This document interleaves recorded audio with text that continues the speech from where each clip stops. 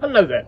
Today I'd like to taste an Austrian wine, and the wine I have here is Weingut Masser Ried Sernauberg Welschriesling Sudsteirmark DAC from 2019.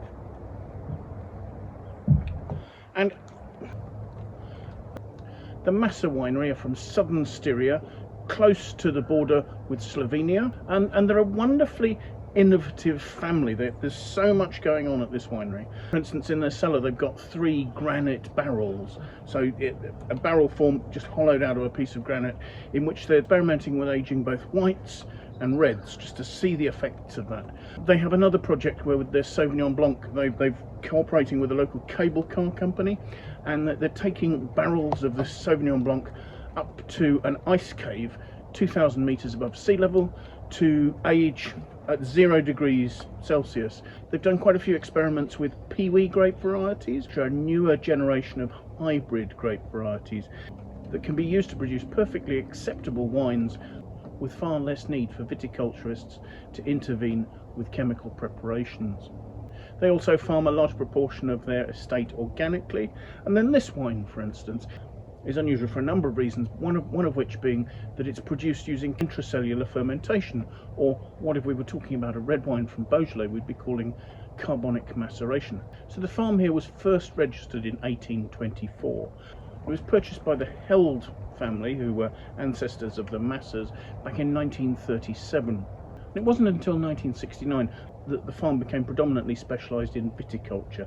Evidently they do also farm Highland cattle here, but vine growing and winemaking are their principal occupation these days. As of 2019, when this wine was made, they owned 12 hectares themselves and were making wine from a total of 30 hectares, thanks to contracts with long-term local grape suppliers. Now this is a single vineyard wine from Ried Sernauberg. Evidently the family acquired the property in 1968, so at a stage where they were moving to concentrate on viticulture.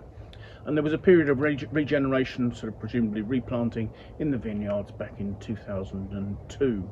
It's regarded as an exceptional vineyard. It has a number of owners. It's located in Gamlitz, in the Sudsteirmark region, so Southern Styria. Specifically, it's southwest of Gamlitz. It spans across 3 municipalities, not just Gamlitz, so Sernau and Steinbach.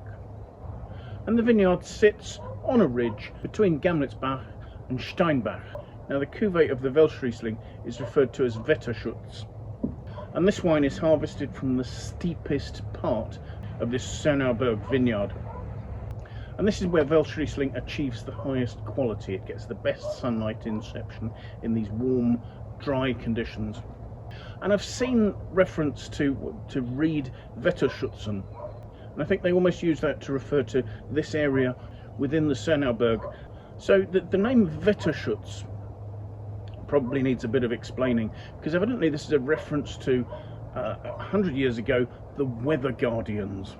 And these are a group of people who supposedly manned a weather cannon at the top of this steep vineyard, with the idea of there are different versions of the story, but one was that the weather cannon sort of fired a pulse, created a pulse, a sort of a pressure wave to move clouds out of the way, and the other was that they were firing silver iodide into the clouds to cause the hail to fall before it hit these vineyards.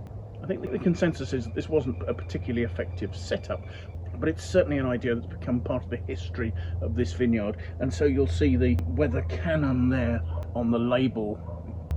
So it's worth mentioning that the Ried Wetterschutz has particularly friable soils, quite sandy and gravel, over a limestone basin. And that limestone particularly one formed millions of years ago from marine shell and coral.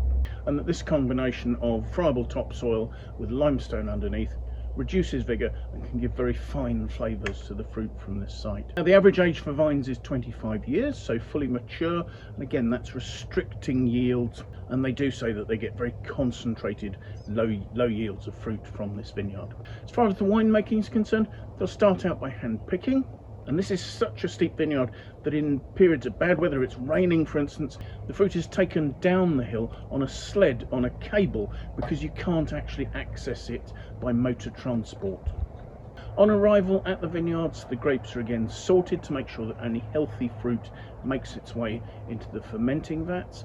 And there they rely on spontaneous fermentation, no yeasts are added, but the initial fermentation goes on under a blanket of oxygen inside the berry. This is an intracellular fermentation, and this is allowed to go on for about 10 weeks, so the berries will split as this fermentation goes on, and the ambient yeasts on the fruit will ensure it ferments to dry. Then after 10 weeks this is pressed, so there's quite a long period of skin contact here, for instance, and the wine ages with its lees for a full 12 months. I would assume that at least a portion of this ages in oak barrels, but that's not detailed on the technical notes I've seen. I should perhaps talk briefly about the variety, Welschriesling here. It's grown throughout Central Europe. It was a grape that flourished under the Austro-Hungarian Empire. It's thought originally to have come from Croatia, where it's known as Graciavina. And in fact, the name Welschriesling translates from German as foreign Riesling. It's almost a denial that it's not the quality variety that is grown in Germany. Now, people describe Welschriesling as potentially being quite neutral, but the main thing about the variety is that it keeps its acidity really well. So while it's grown in northern Italy, Croatia, Czechia, Bulgaria, Romania, Slovenia, Slovakia, and I'm sure I've missed some countries there, it probably reaches its greatest heights around the shores of the lake, the Neusiedlersee in Austria, where it's used to produce some absolutely fabulous wines in the sort of Trockenbeer and Auslese, Ausspruch and Eiswein styles, because its good acidity ensures it makes some really beautifully balanced wines.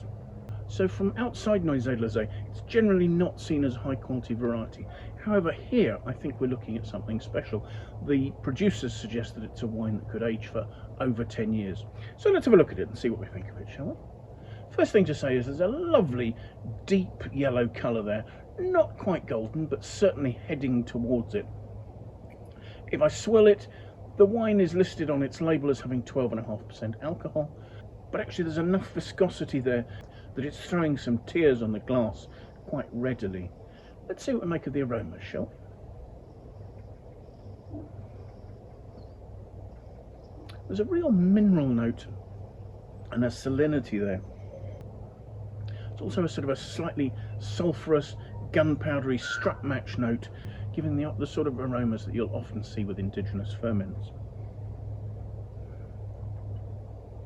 Perhaps there's some delicate honey notes and just the slightest floral touches.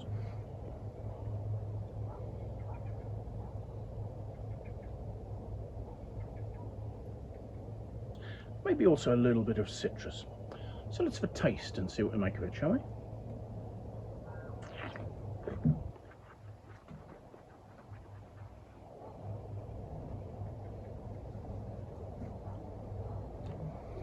The wine's completely dry. There's good acidity and there's a really intense sapidity. My thought that the wine has aged, at least for some extent, in oak seems to be backed up by some cedary notes.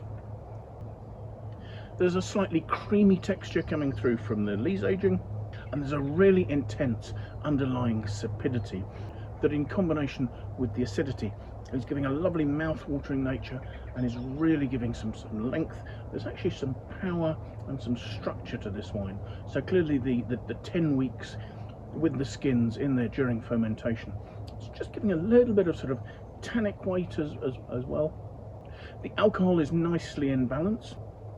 I think if I hadn't seen the label, I'd probably have thought this was probably a degree higher than it is. But no, the 12.5% alcohol just seems to be enough to be giving a little bit of roundness to the back palate. There are honeyed notes. The acidity is giving a long, citric, grapefruit, limey sort of note that just seems to be going on and on and on. Just the mouth-watering nature of this makes me think this would be a fantastic food wine. I certainly wouldn't have any difficulty thinking that this wine would age for 10 years or more. It's a really enjoyable wine, and I think it's indicative of just the sort of quality of wines that are produced in this area of Sudsteirmark. It makes some sense in that the vineyards are so steep. This is not an area where you can machine harvest or mass produce wines. So many of these wineries really are sort of boutique producers, and I find that really impressive. Now, the difficulty of this is that as a small producer, I think they sell most of their production from their own vineyard and from their website. Normally, I would suggest that I would leave the link to the Wine Searcher website at this stage. I can't do that. I'll leave you a link to Masser's website. I believe currently the price is about €28 a bottle, and I think that's representing some quite good value for money. And I'd certainly encourage you to look at wines from this area of Sudsteirmark, where I have frequently encountered this sort of quality. Again, I can't quote a Wine Searcher aggregated critics score because I don't have one.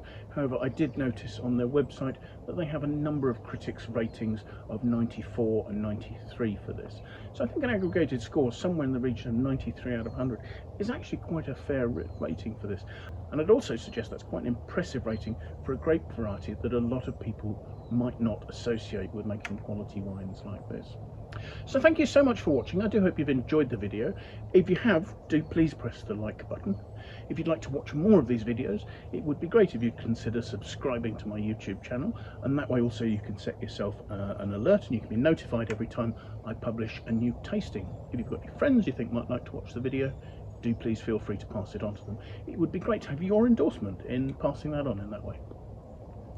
If you've got any comments, please pop those in the comments box below. I would genuinely love to know what you think about the wines I'm tasting, any wines you've tried from the Sudsteirmark or South Styria region of Austria, or anything else that relates to that. So once again, thank you so much for joining us, and I do hope you'll make some time and come and join me for another tasting in the very near future. Till then, bye for now.